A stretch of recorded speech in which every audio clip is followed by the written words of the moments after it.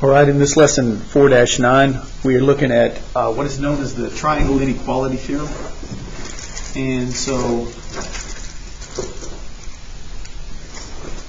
in this section, the first thing that we're going to come to is we're going to come to the theorem. We're going to see what it says and kind of analyze it. It says, any two sides of a triangle added together must be greater than the third side. Must be greater than the third side. And so if I come to a triangle like this whose sides are 5, 8, and 7, okay, that means like if I'm checking 5, is 8 plus 7 greater than 5? Yes. If I'm checking 8, is 5 plus 7 greater than 8? Yes. Check 7, is 5 plus 8 greater than 7? Yes. And so we know that these three links can form a triangle because any two sides added together are greater than the third side. Now, you can probably see very quickly that you don't have to check all three sides. Really, all you have to do is check the biggest side. Because if the biggest side is 8, 8 by itself is already greater than 5 and 7. Right? So there's really no need to check those two sides. I just need to check the biggest side. So is 5 plus 7 greater than 8? Yes, and then we know that these sides can form a triangle. What about the next one? 4, 18, and 6. The greatest side is 18. 4 plus 6 is not greater than 18. And so we know that we cannot have a triangle with these lengths. Okay? All right? And so what will happen here is with 4 and 6, since it's not greater than 18, okay, the sides will not be able to close together to form a triangle. All right? These sides are not long enough to be able to meet. It would be open and then thus wouldn't form a triangle. All right? So you'll never see a triangle with these lengths. Okay? So the first type of question that we come to is one where they're asking us, okay, can sides of these lengths form a triangle? Okay? All right, so we've got 10, 18, and 12. Remember which side is the only one that we have to check? The biggest side. So the biggest side here is 18. Okay, so the question is 10 plus 12 greater than 18? The answer is yes. So can these sides form a triangle? The answer is yes. All right, the next one. Okay, what's the biggest side here? It's 10. So is 4 plus 2 greater than 10? The answer is no. These sides cannot form a triangle. What about this one, though? 3, 3, and 3. All right, so all the sides are the same here. So really just pick any 3. Is 3 plus 3 greater than 3? Yes. And plus we already know what kind of triangle would this be. This would be equilateral. All three sides are the same length. Okay, so we know that's yes. Okay, what about this one though? Checking 10. 6 plus 4 is equal to 10. All right, so what are we going to put here if it's equal, if it's the same? All right, so could it form a triangle or would it not be able to form a triangle if these two add up to equal to the third side? Well, to get the answer, I'll refer you back to the theorem. And what does it say? It says that they must be greater than the third side. Greater doesn't mean equal to, so this one's actually going to be no. And here's a little diagram on the side to kind of let you know why. If I have 4 and 6 here, that adds up to 10. That's equal to 10. So if I put them right on top of each other like this, then they would be equal. So as soon as you push this side up to try to make a triangle out of it, it's going to break apart. All right, so it wouldn't be able to close. That's why you have to be greater than this side to have a little bit of extra length in order to be able to close whenever you push up. Okay? So if it's equal, the answer is going to be no. You cannot make a triangle out of these sides. All right? Now, here's the next thing that we kind of idea that we want to look at. Okay, the next problem says list the sides in order from shortest to longest. Now, here's another fact about the triangles that we want to look at. The smallest side is across from the smallest angle, and the biggest side is across from the biggest angle. So if I want to put these sides in order from shortest to longest, I need to look at the angles. So the shortest side is across from the smallest angle. So what's the smallest angle here? Out of these three, 48 is the smallest angle, right? And so the shortest side is across from the smallest angle. The shortest side is across from the smallest angle because, think about it, if we have a smaller angle, right, then the side across from it is going to be smaller. But as the angle gets bigger, what happens? The side across from it also gets bigger. All right, so that's kind of what we're looking at. And so how would I name the side of a triangle? I would name it as a segment. So what segment is this? This is segment AB. All right, segment AB. Okay, now, what's next in line? After 48, the middle one is 64. What side is across from 64? Segment AC. AC is next. Then, of course, the longest is across from the biggest angle, which is 68. So the longest side is segment BC. All right? So remember, the angles and the sides are segments. The angles can be written as angles, but the sides you write as segments. Okay, so when it says write the sides, you're listing the segments in order, all right, from shortest to longest. And likewise, it works backward as well. If you get a question that says list the angles in order from least to greatest, well, the smallest angle is across from the shortest side. So what's the shortest side? Shortest side is 3. And so what's the smallest angle? It's angle A. What's next? 5. What's across from the 5? Opposite from the 5 is angle C. And the biggest side, 7, the angle across from that is angle B.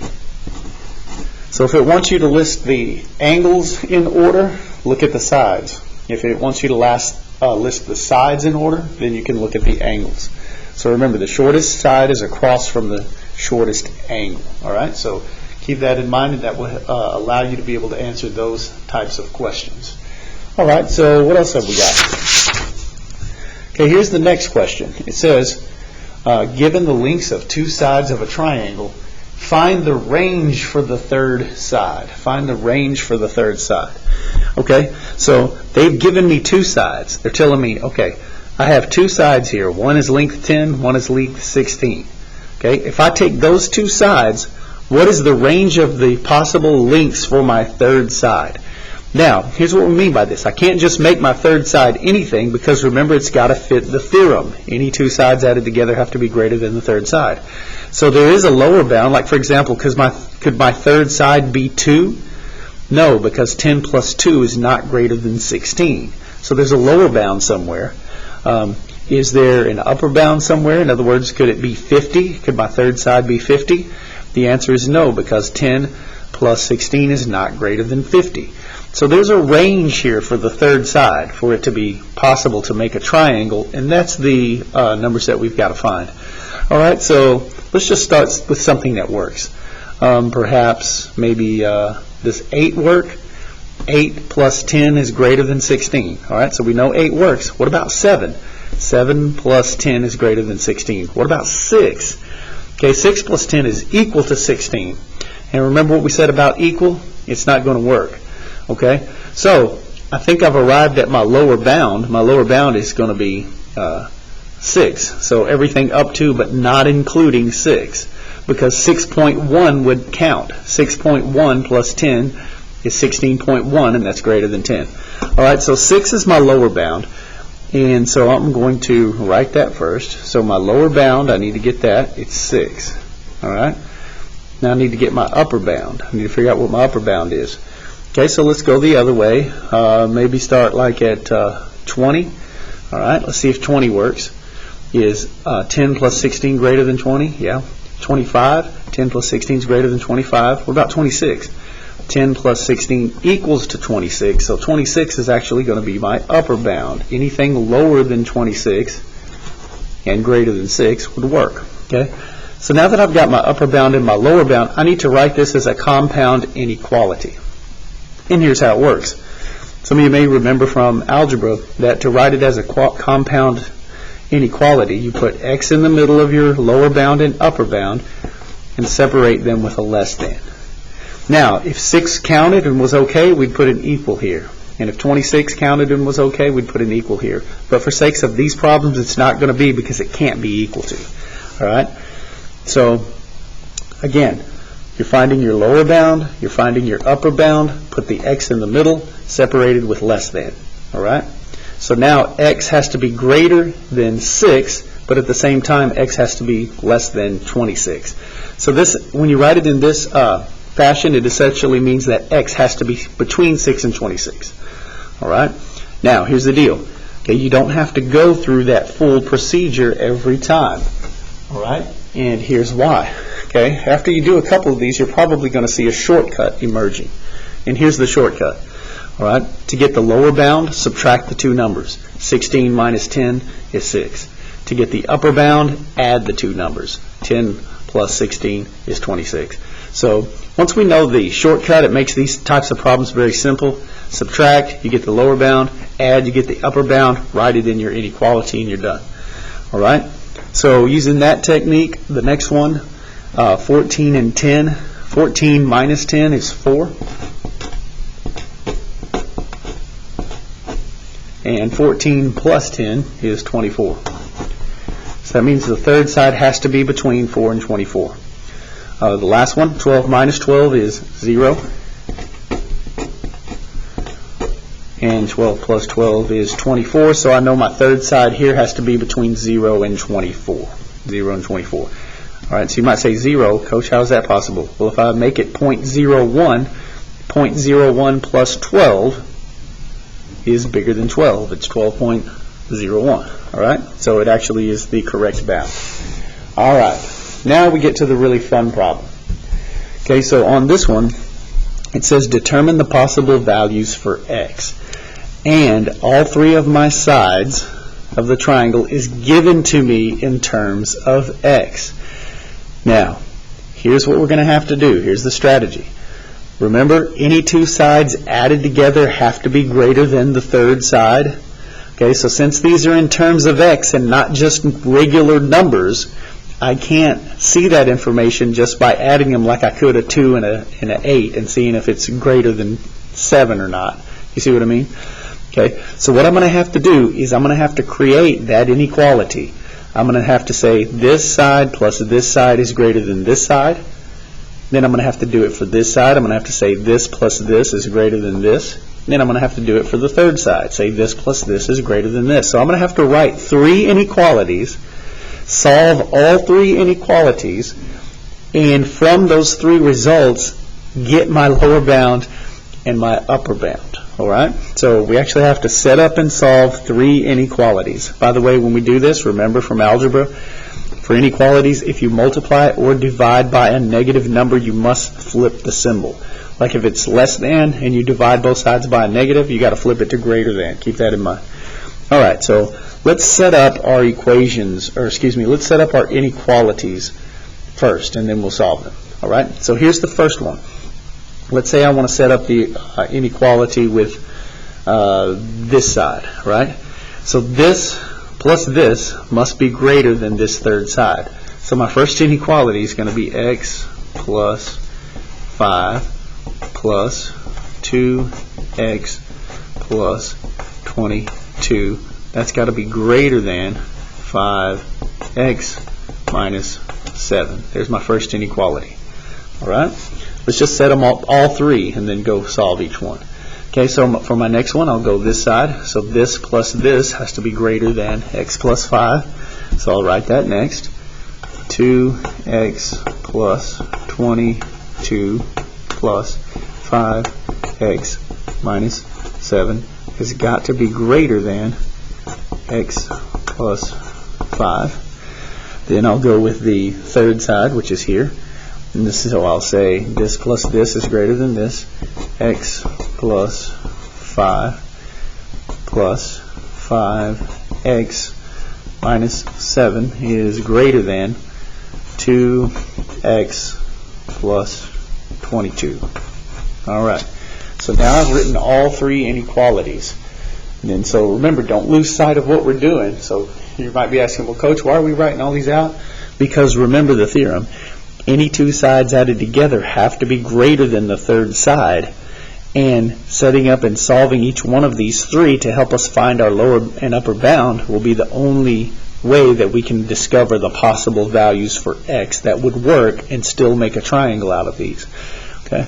So remember, we can't just guess at the numbers, because whatever we plug in for x, Okay, any two sides added together have to be greater than the third side.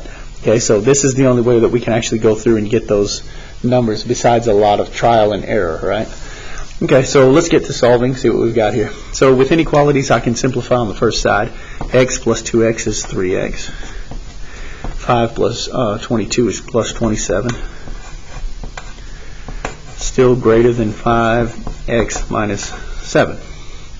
Okay, I'll bring the 5 to this side, the 27 to the other side. When I do, they will change sign. So plus 5x on this side is minus 5x on the other side. And negative 7 is staying put, but it's going to be joined by a negative 27. Okay, so now over here, 3x minus 5x, that's negative 2x, is greater than negative 34. That's negative 7 minus 27. Okay, now I've got to divide both sides by negative 2. Negative 2. So it'll give me x. Remember what we said, though. For inequalities, if you multiply or divide by a negative number to both sides of the equation, we've got to flip it. So we did divide both sides by negative 2. And so I need to switch that from greater than to less than. All right? Negative and negative makes a positive. 34 divided by 2 is 17. All right? So there is one piece of information. We know x has to be less than 17. We know x has to be less than 17.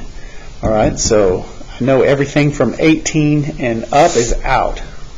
X definitely can't be 18 or higher. Okay, so we're getting closer. All right. Let's solve the next one and get another piece of information. So 2x plus 5x, that's 7x. 22 minus 7, that's going to be plus 15. Greater than x plus 5. And so I'll put my x over here, my regular number over there, 7x. When it goes across, got to change sign. 5 and minus 15. All right. So remember, when you're moving terms over, you don't have to change the sign. It's only if you multiply or divide by a negative. So that'll leave me with 6x greater than negative 10. Divide by 6, divide by 6. X is still greater than y, because I divided by a positive, not a negative. And then that's going to end up being greater than negative 5 over 3. Or if you want to write that as a decimal, that's negative 1.66. That may be more helpful in determining the boundaries here in a few minutes. Okay, so here's the next piece of information we know. We know x has to be greater than negative 1.6.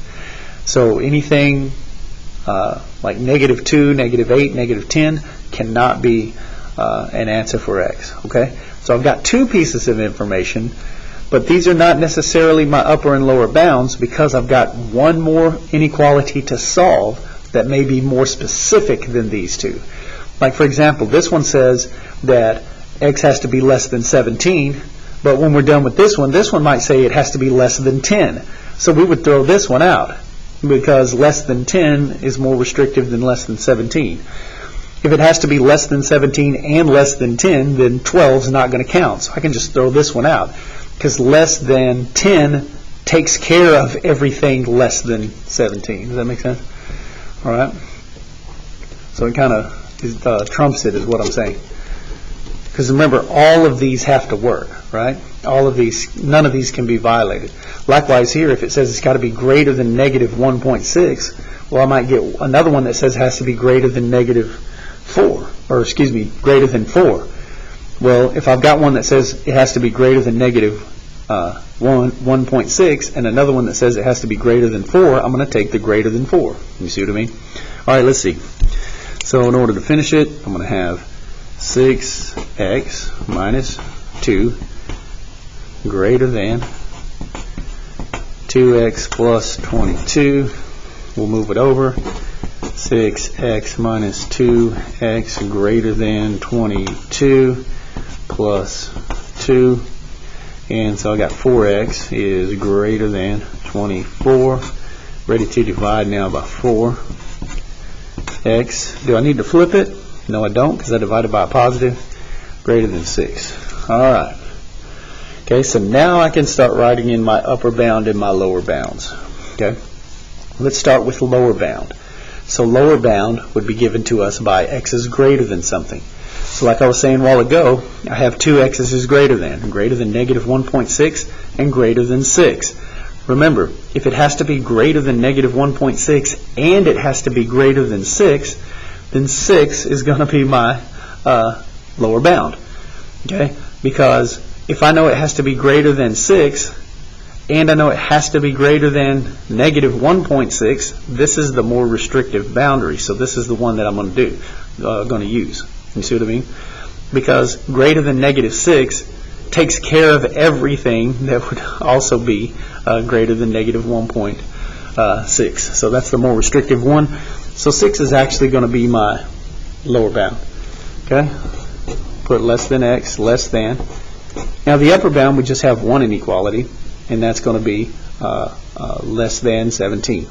X has to be less than 17. So my true bound for this, my x has to be between 6 and 17. As long as I pick a number between 6 and 17 and plug into all of these, I will get a triangle that works. All right? So once again, main theorem we've looked at today, any two sides added together have to be greater than the third side. Now, you might be saying, Coach, this is a lot of work. Okay? Well, there's only one like this on your quiz, and I just did it for you. So there's the answer to number 5. Okay? So you might want to make a note of that. There you go. All right? So like I say, just one like this on the quiz, and I just did it for you. Okay, so that's it for this lesson, and we'll be back in a minute with 410.